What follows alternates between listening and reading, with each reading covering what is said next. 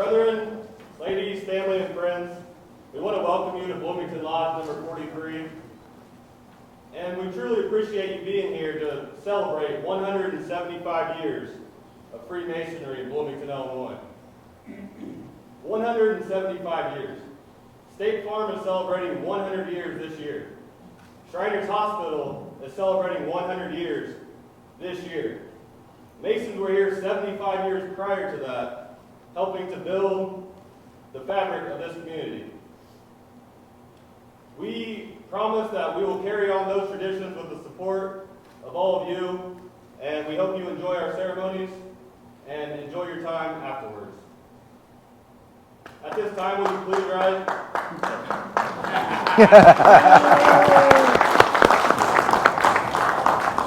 Please rise and join me in the Pledge of Allegiance to the flag of our country.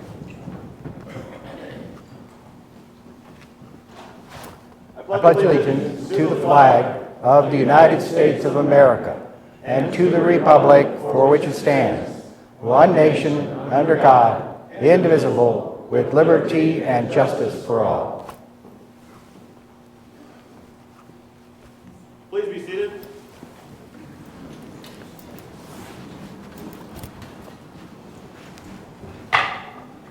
Brother Senior Deacon.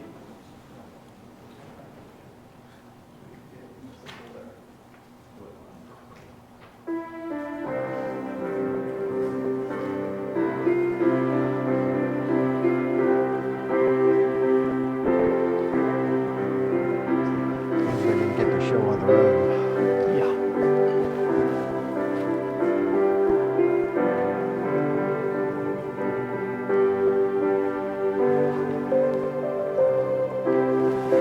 Have you seen this ceremony before? No.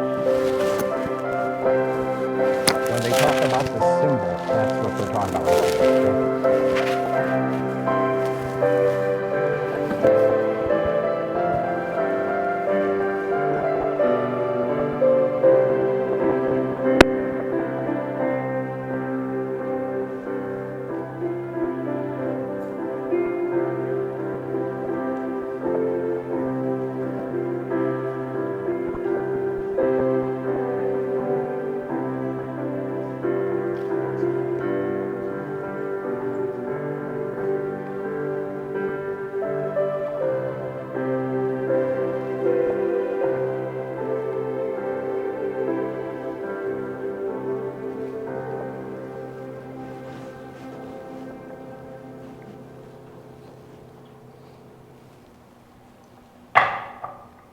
Brother Senior Deacon.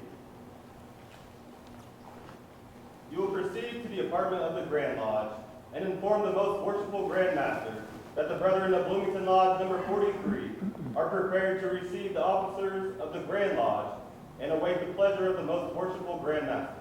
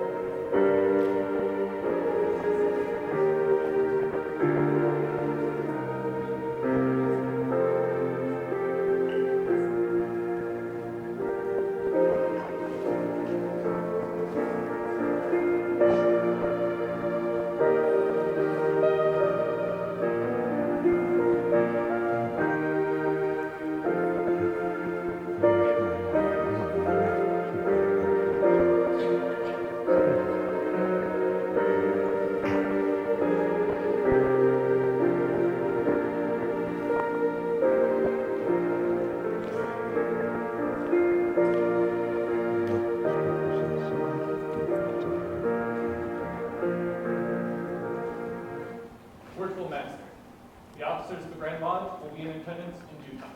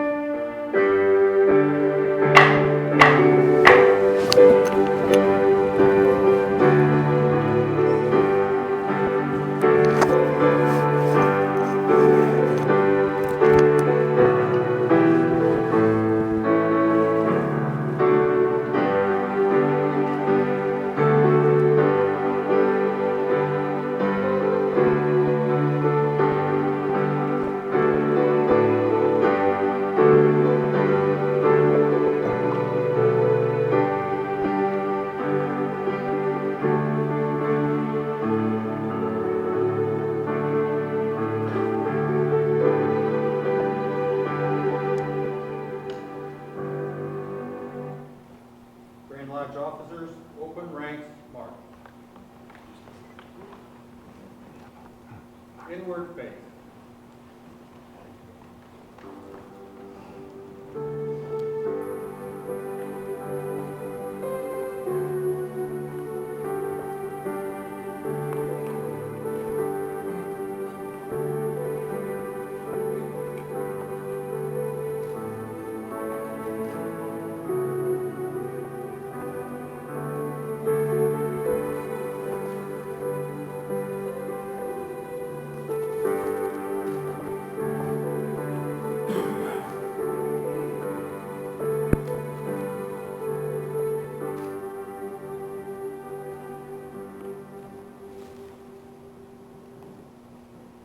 Brethren, you will join me in according the grand honors to the Grand Master and the officers of the most worshipful Grand Lodge.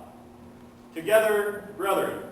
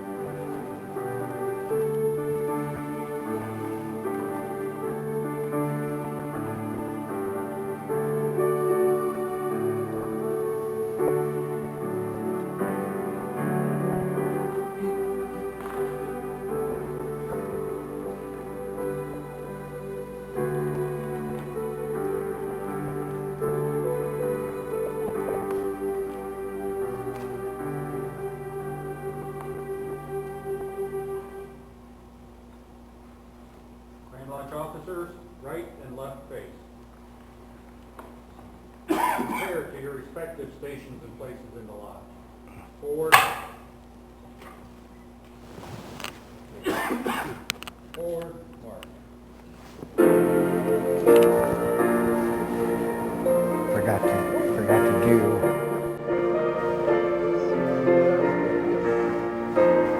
I'm a little nervous too.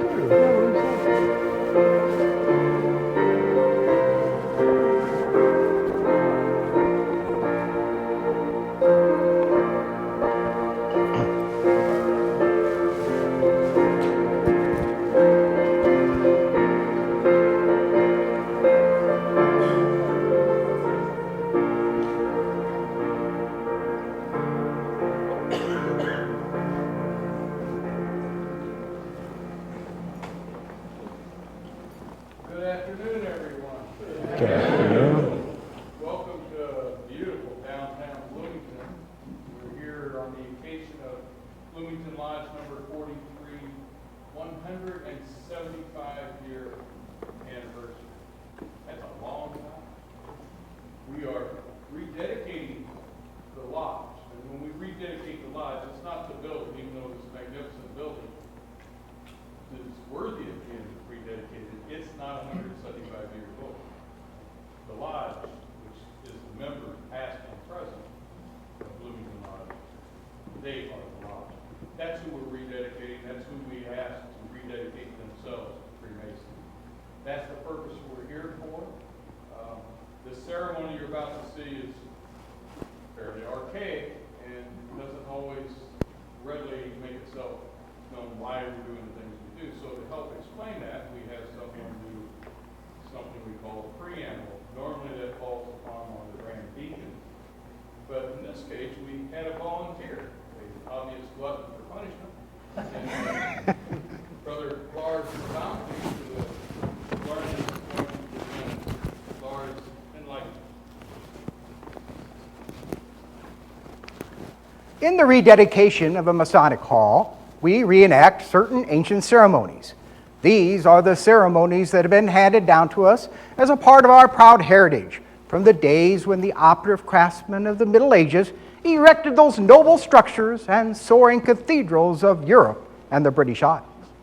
Although the building in which we are now assembled was dedicated and constructed many years ago, we have seen fit to meet on this historic occasion to rededicate it to the high purposes of Freemasonry, and in so doing, remind ourselves of the lofty principles and ideals to which each of us pledged ourselves when we became members of this ancient and honorable fraternity. First of all, the principal architect or a brother representing him will present the plumb, square, and level to the Grand Master, the familiar tools of the operative Mason to the Grand Master. These are the tools which were used so skillfully when the workers constructed this building. They remind us there is a need for each Master Mason constantly to measure his life alongside these standards of perfection.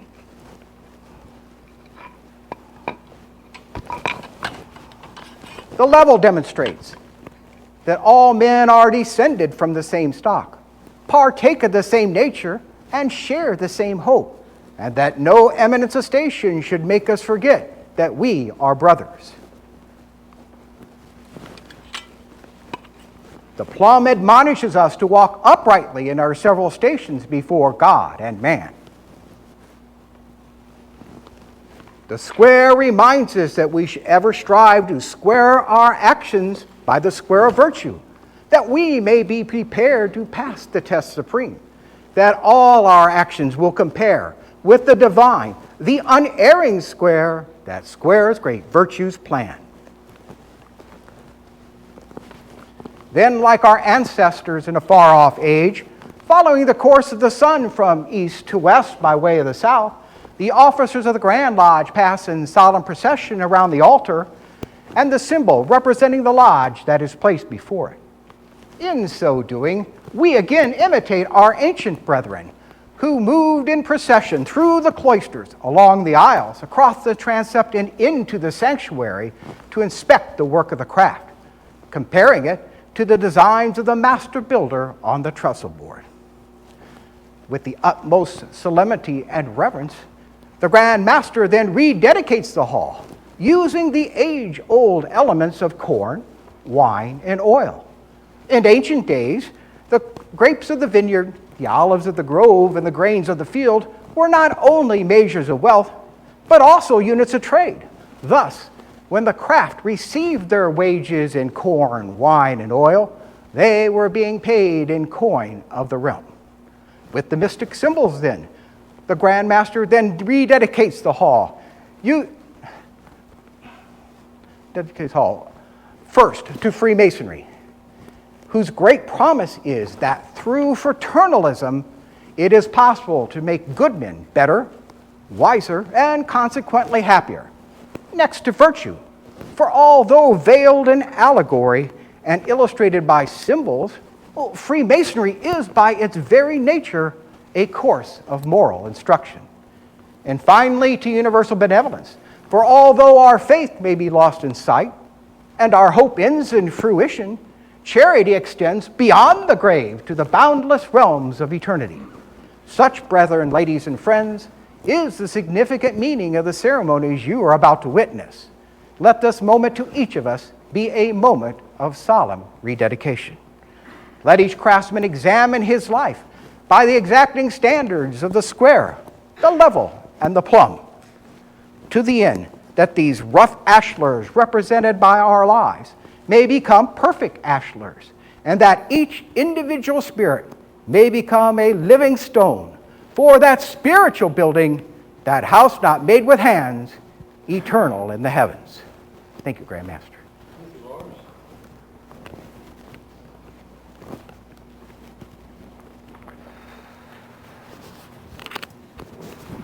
Most worshipful Grand Master, the Brethren of Bloomington Lodge number 43, being animated by a desire to promote and honor the interests of the craft, have erected and furnished this hall for their convenience and accommodation. They are desirous that the same shall be examined by the most worshipful Grand Master, and, if it meets his approbation, that it should be solemnly rededicated to Masonic purposes, agreeably to ancient use and custom. In accordance with the teachings of our ancient institution, it is our duty before entering upon any important undertaking to invoke the blessing of God. We will therefore unite with our Grand Chaplain in prayer. Will all those who can comfortably do so please rise?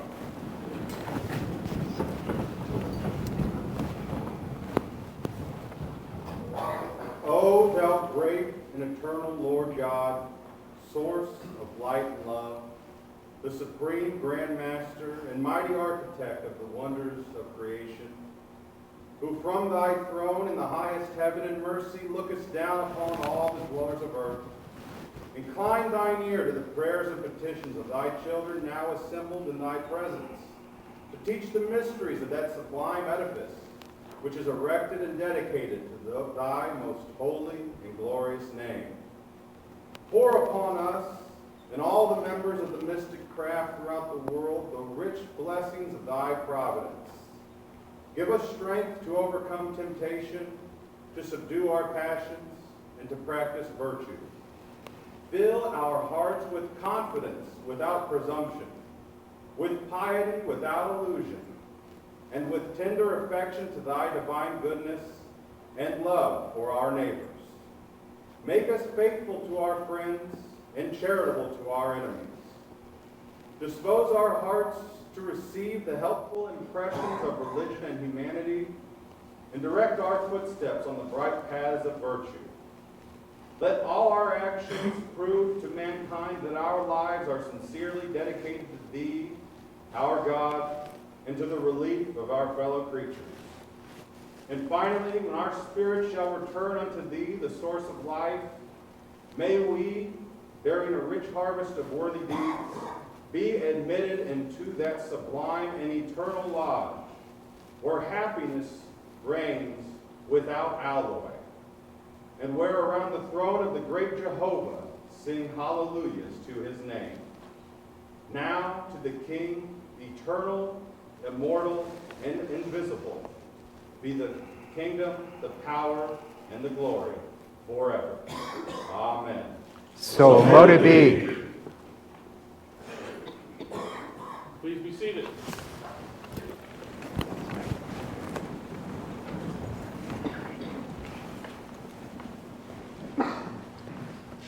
Most worshipful Grand Master, having been entrusted with the duty of supervising and directing the workmen employed in the construction of this edifice, and having, to the best of my ability,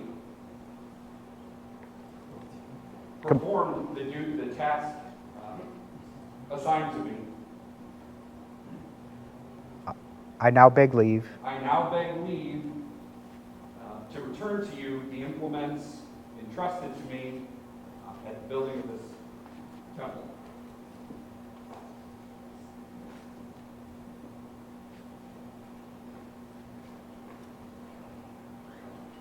Humbly hoping that the work performed will be met with your approbation and that of the most worshipful Grand Master. Brother Architect, the skill and fidelity displayed in the execution of the trust reposed in you have met with the approval of the Grand Master, and they sincerely pray that this edifice may continue a lasting monument to the taste, spirit, and liberality of its founders.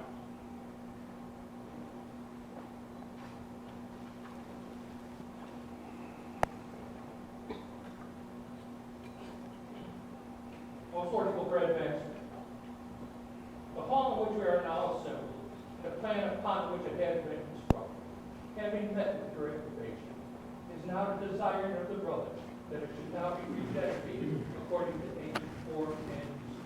Right worshipful brother, agreeably to the request of the brethren, we will now proceed with the ceremony. Brother Grand Marshal, you will assemble the Grand Lodge officers in procession. Grand Lodge officers, form in single file on the north side of the lodge.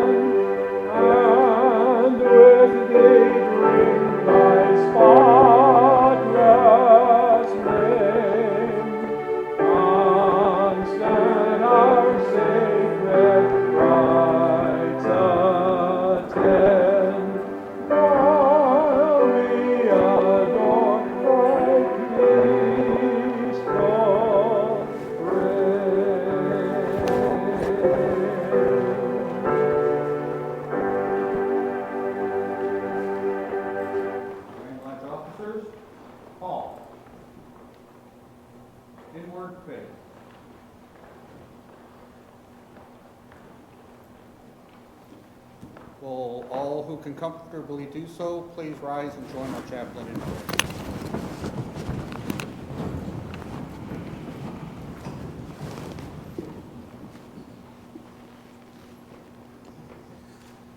Almighty Father, as thou hast promised, when 2 or 3 are gathered together in thy name to be present with them, we humbly beseech thee that thou wouldst now be present and direct our hearts to thy ways. Accept, O Lord, the dedication of this hall, and make it and the work for which it shall be set apart instrumental in promoting the reign of peace on earth and goodwill towards men. Here may thy name be honored, thy laws obeyed, and thy glory exalted and magnified. So order, O loving Father, that within these consecrated walls only the good and true may enter, and that here men may leave the passions, the strife, the heartburnings, and the jealousy of the world behind, and in obedience to the tenets of our time-honored brotherhood, learn to love each other and draw near to thee. Expand and magnify the compassion of the brethren for the poor and oppressed, for the widow, and the dear little children who may need their care and protection. And may we all find that this work is acceptable in thy sight. And finally, incline our hearts to thy service in all our acts to thy glory. And when the veils of this earthly tabernacle are rent, take us to thy presence, where, with all the heavenly hosts, we shall ascribe never-ending praise to thy name. Amen. So mote it be. Please be seated.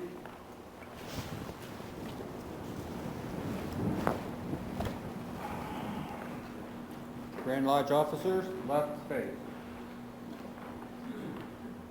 Forward march.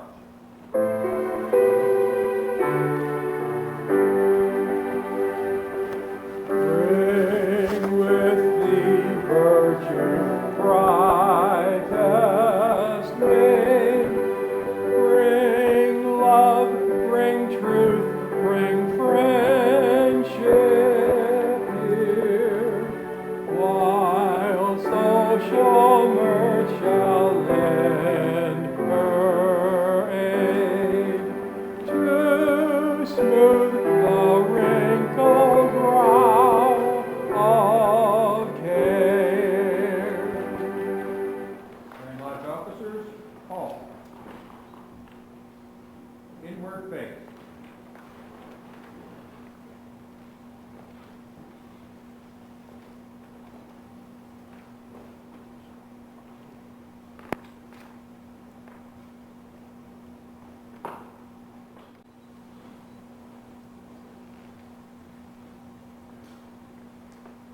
Most worshipful Rededication.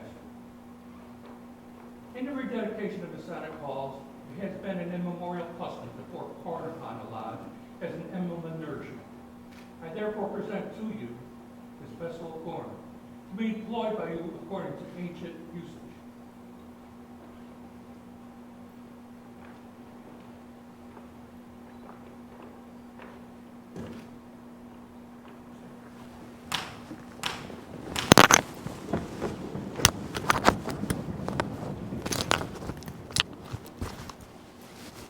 In the name of the great Jehovah, to whom be all honor and glory, I solemnly rededicate this hall to Freemasonry.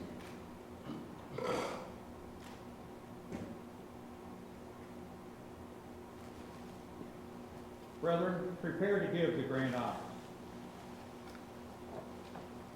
Together, brethren.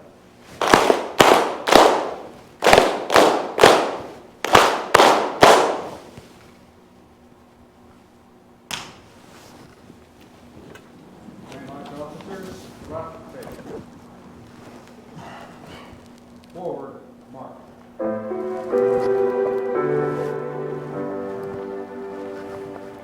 Bring charity with goodness,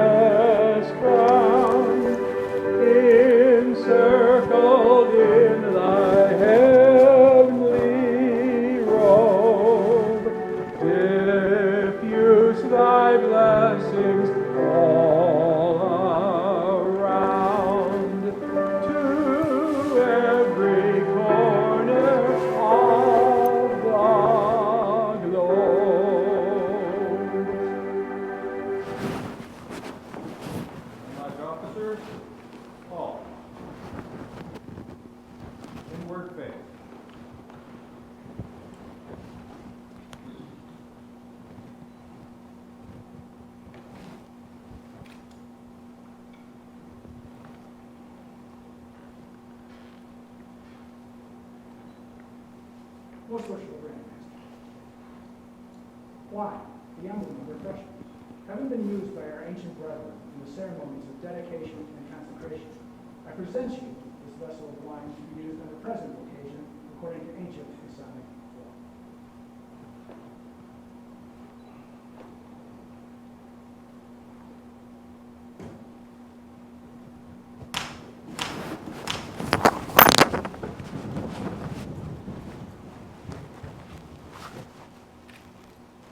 In the name of the Holy Saint John, I solemnly rededicate this hall to virtue.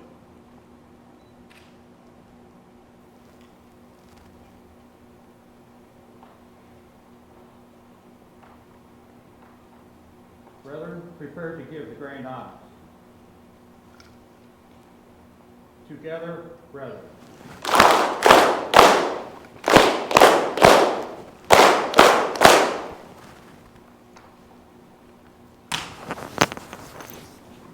Grand Lodge officers, cross the stage. Forward, march.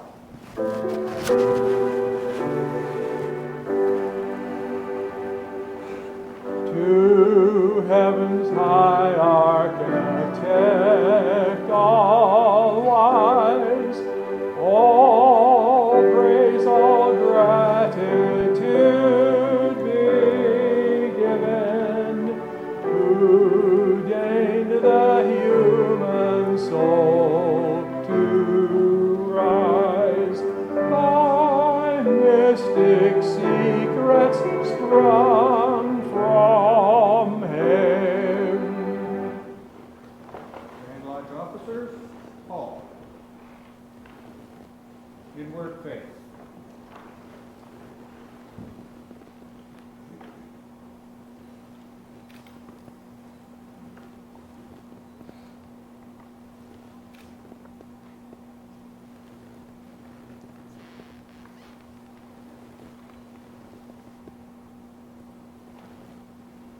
Most worshipful Grand Master, I present you to be used according to ancient Masonic custom. This vessel of gold, an emblem of that joy which should animate every heart, completion of any work of art.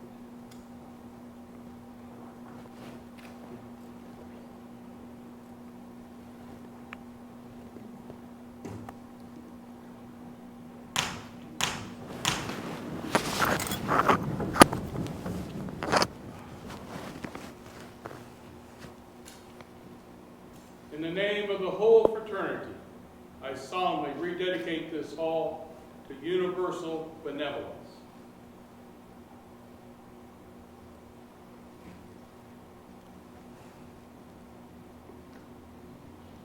Brethren, prepare to give the grand honors. Together, brethren.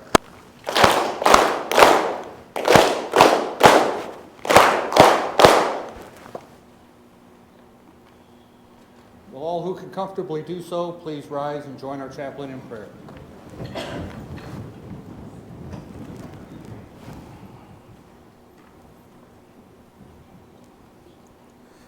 And may the Lord, the giver of every good and perfect gift, bless the brethren here assembled in all their lawful undertakings, and grant to each one of them in needful supply the corn of nourishment, the wine of refreshment, and the oil of joy.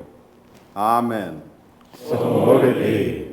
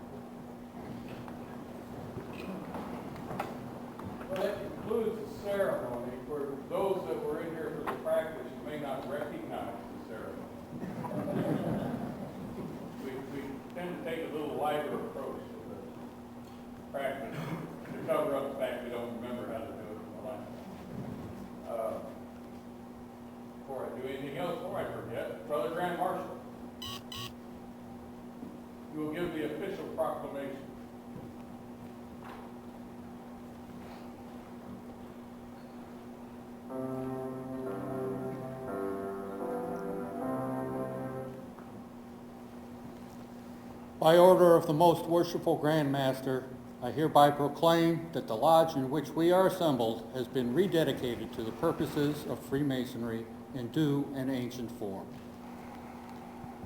This proclamation is made from the east, from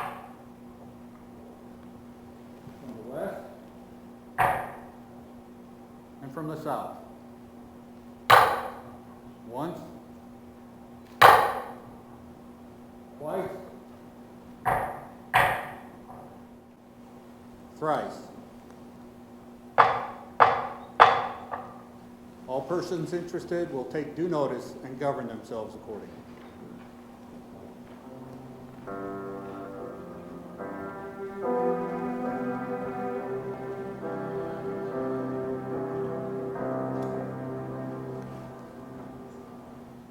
Now have a brief history of Bloomington Lodge, we do brief for 175 years, by worshipful brother Thomas Brock. There, he was over there. I moved, changing things up from rehearsal. Thank you, Most Worshipful.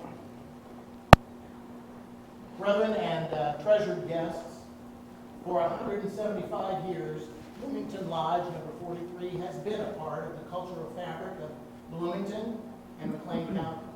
It was the first lodge chartered in McLean County and is therefore considered the mother lodge of all other lodges in the county and all other Masonic bodies in the county. The members of Bloomington Lodge number 43 have been builders of this fine community for years, and they practice the Masonic tenets of brotherly love, relief, and truth. Now, that's what we do and where we've come from, but how did the Bloomington Lodge itself actually get started? Well, I'm not exactly sure the ins and outs of how it worked, but I think it kind of went like this. If you remember, before 1847, the first year of our existence, there was no Grand Lodge of Illinois. In fact, when we had the Emmy Masons that were in Illinois were actually under the jurisdiction of first the Grand Lodge of Kentucky, and then later the Grand Lodge of Missouri. It wasn't until just before 1847 that the Grand Lodge of Illinois was formed. A few lodges were formed, but Bloomington did not have one at that time. Then in early 1847, as a matter of fact, the end of February in 1847, there happened to be a felling of a forest tree just outside of town, which wasn't nearly the size it is today. And it fell right across the street of Front Street. Well, 4 Masons happened to be walking down the street that day. I imagine they're just walking along, having a good discussion as they go along the street. And then they come across this tree blocking their path. And they stop and they look at each other and they say, "Would you look at that? What are we supposed to do now?" Hazel Parsons says, "Well, let's think about this, because I'm stumped." But he looks to his right and he sees the stump of the tree, and he guides those 3 other men to that stump, and they all sit on the stump. This is a large stump. It's got 3 Masonic butts sitting on it. Well, they start talking about what they're supposed to do. There's this tree in the city. Is somebody coming to remove it? What is going to happen? Imagine what could be built with all the wood from that one tree's existence. And Hazel Parsons, Colonel Parsons, as he was known in the day, because he was a hero of the War of 1812. Well, he says, you know what we need to do? We need to create a lodge right here in Bloomington. We go down to Peoria. We go all over the state. We even go out of state to have our Masonic brethren enjoy our company, and we enjoy theirs. But we don't have a place of our own right here in our own town. That's what we should do. we looked at him like, well, that's a lot of work. What all do we have to do? So they agreed that maybe what they should do is have some meetings, kind of figure out what has to be done. What equipment do we need? I mean, look at all this in our lodge. What do we need to have for this first lodge? Yeah, we need to meet. Let's meet. How about the 1st of March? And that'll be our first meeting, and we'll figure all this out. While you're waiting for that day to arrive, go gather up some of the other Masons in town and let's get a good meeting going. And sure enough, they gather everybody together for the first official meeting of a lodge in Bloomington. It wasn't really a lodge yet. There's no charter. But all the Masons met, and they decided they had ideas about how to get everything done. But what they did need to have is a leader. Who's going to lead this new lodge? So they got together, and they as they're looking around the room, they said, actually, John Foster, you are a real leader of men. I think you should be our worshipful master. And he readily accepted. But then who's going to be the wardens? Who's going to be the wardens? Well, Elijah, can't remember his last name. It's coming to me. It's right here. Depew, Elijah Depew. There he is. He's somewhere in here. There. Elijah Depew was the senior warden, and then Andrew Johnston was going to be the junior warden of that lodge. Now all they had to do is put the things together, talk to the right people to establish a charter under the Grand Lodge of Illinois. And they started all that process stuff. Number of people who were involved in this. Every time they would have a meeting, every week they would meet together, figure out the next steps they had to take. One of the people that had been kind of in the room of a meeting and kind of intrigued kept creeping up. And he finally said, look, I would love to be a part of this Masonic fraternity, but I don't know what to do. And somebody in that group, I think he was a lot like our own Billy Burton, reached into his jacket and flipped out a petition. He said, just fill this. So he filled out the form. Well, his name was William C. Hobbs. Dr. William C. Hobbs. Well, just as an aside, this Dr. William Hobbs, he's somebody. He's a driven man. He was raised in 1847. That same year, went to Grand Lodge and was appointed senior Grand Deacon. First year. Next year, he was moved to senior deacon in Bloomington Lodge, but then went to Grand Lodge again and was appointed junior Grand Warden. 2 years. The next year, 1849, once again, he is now elected Worshipful Master of Bloomington Lodge, only the second Worshipful Master Bloomington would have. And then he goes to Grand Lodge. He is elected Grand Master of the Grand Lodge of Illinois after 3 years in Masonry. Pretty darn impressive. I'm not moving that fast. Anyway, back to our story about the group of men that are trying to get this thing formed. None of that has taken place yet. But as they're forming all these discussions, they get everything just about in order. They're ready to have their first meeting on October 17th. But they're still missing one thing: a charter.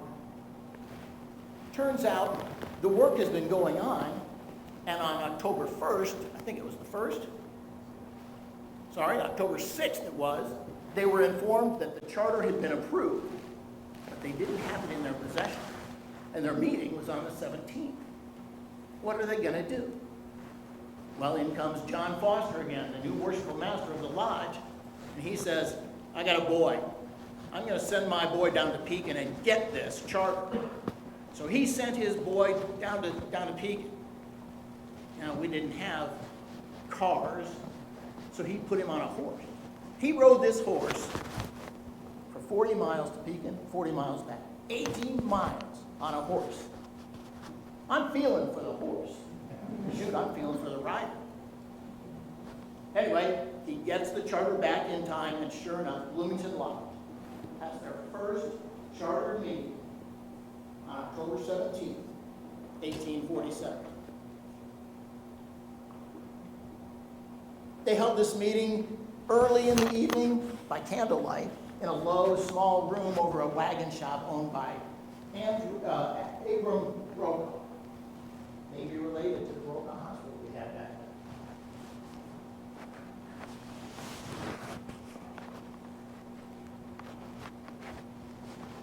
We've had numerous spots other than that little wagon shop that we had at first. We were only there for a few years, or for a year, moved again. We were in about 3 different places, from 1847 to 1855.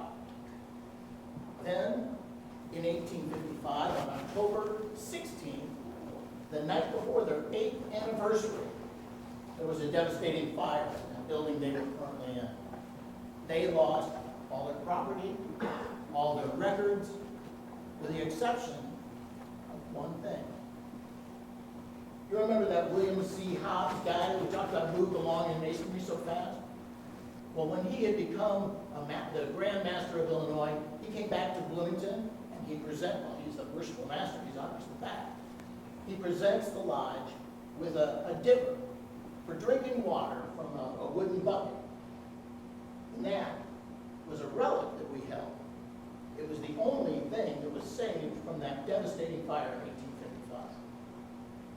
We still have it. As a matter of fact, I was just looking at it downstairs in the library, right on top of one of the bookcases. In May of 1912, we moved into our current building, this building we're in right now, which was built for the astounding fee of $60,000. The building was dedicated that same month. Now, since our startup, we have started a number of other lodges in the county: Lexington Lodge, Hudson Lodge, Wade Barney Lodge, Normal Lodge, Allen Lodge, Towanda Lodge, Mozart Lodge, Arts and Crafts Lodge, which eventually merged back with Bloomington. We also started up or helped out with a number of affiliate bodies: the DeMolay Boys, the Rainbow Girls, Eastern Star, and so on and so on, Shriners, Scottish Rite, so many others.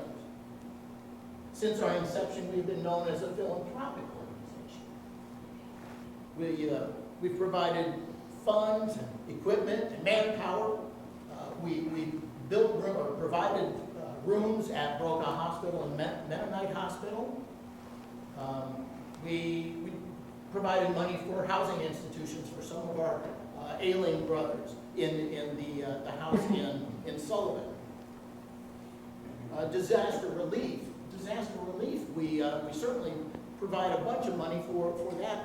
Things like the flood in Louisiana and the terrible problems down in Texas. We sent money to them because we were blessed with some money. We've started a number of community programs and helped out with those programs. Western Star Community Center, Western Avenue Community Center, Junior Legion Baseball, City Baseball League not baseball, softball league for adults.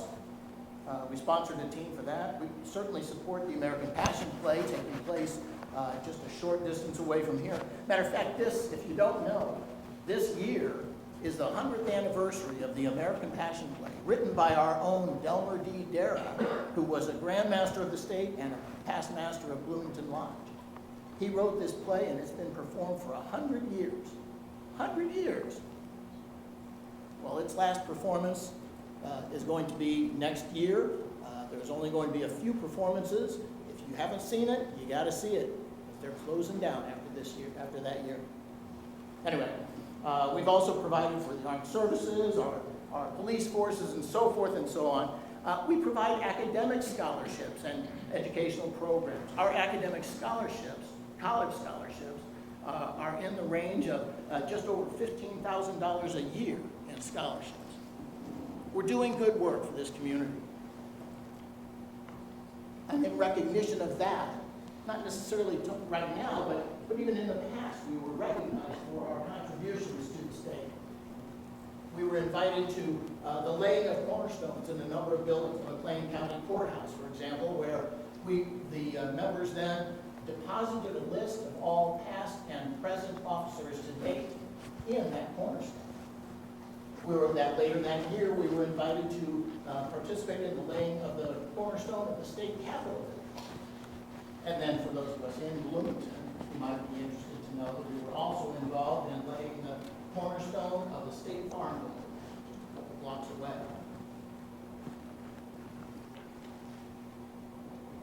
For years, our lodge has been making improvements to the lodge, both exterior and interior.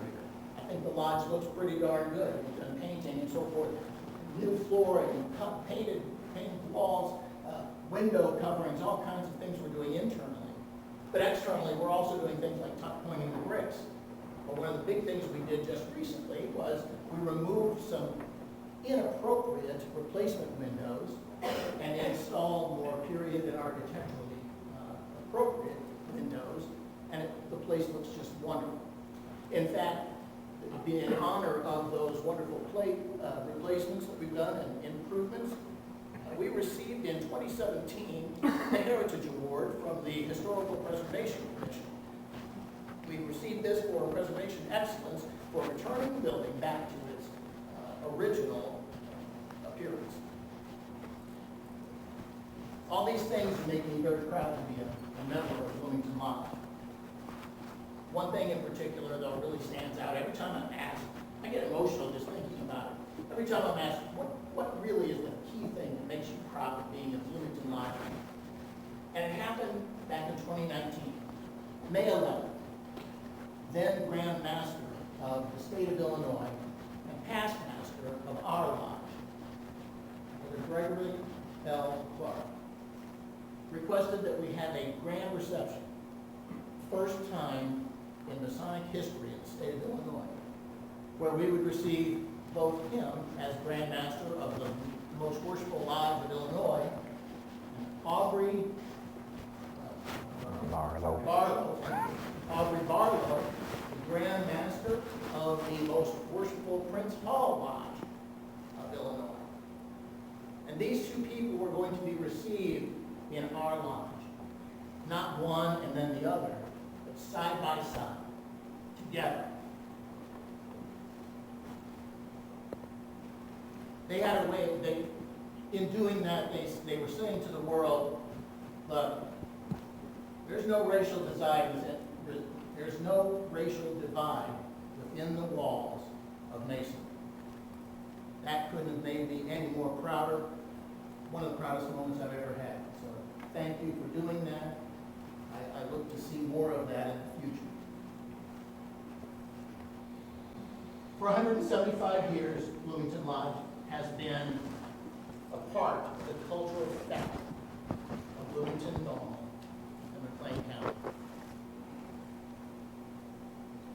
If the saying, the past is the best predictor of the future, is true, then I have to say the future for Bloomington Lodge looks really bright. Thank you.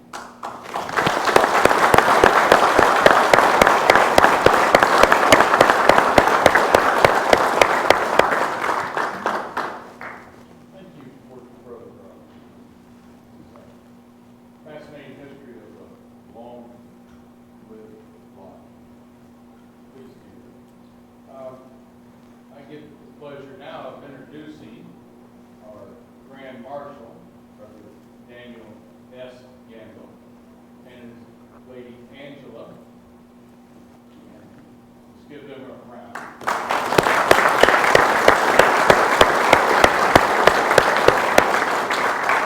Brother Dan is going to now introduce almost everybody else. Not quite. Okay, as I call your name, please stand, and if you'll allow me to get several people on their feet at one time, so we show our appreciation, we'll introduce a little bit. Our symbol bearers today, Worshipful Brother William L. Galloway Jr., Worshipful Brother John C. Huffman,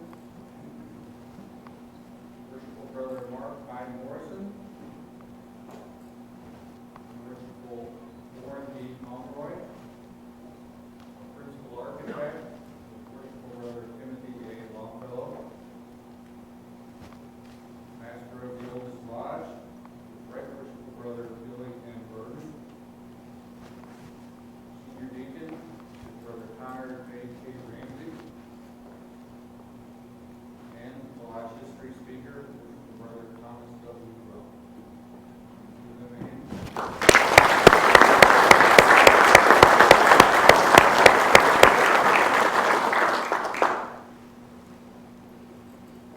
We have several deputies here today. District Deputy Grandmasters from the 3rd Eastern District, Right Worshipful Brother Patrick A. East, Willie Hoover. And from the 14th Western District, Right Worshipful Brother Mark D. Osborne.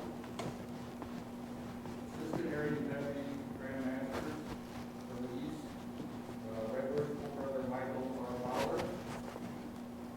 Right Worshipful Brother Ronald D. Troy. And from the Western area, Right Worshipful Brother Dale R. Martell.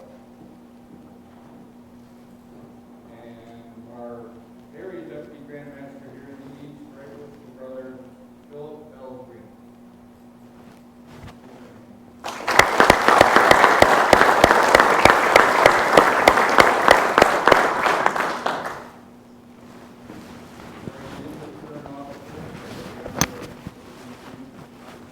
Brother James O. Shrum, Grand Marshal Emeritus for the state of Illinois, and his lady Cassie.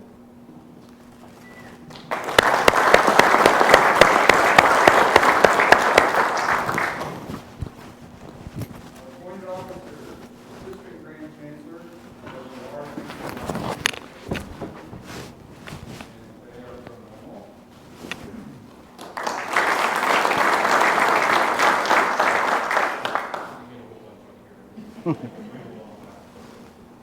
Our Grand Soloist, Brother Russell A. McCauley, he's from Manat.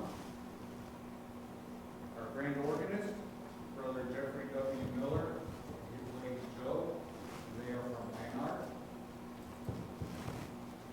Our Grand Historian, Brother Merle T. Fox, and his lady Mary, and they are from Jacksonville. Our Assistant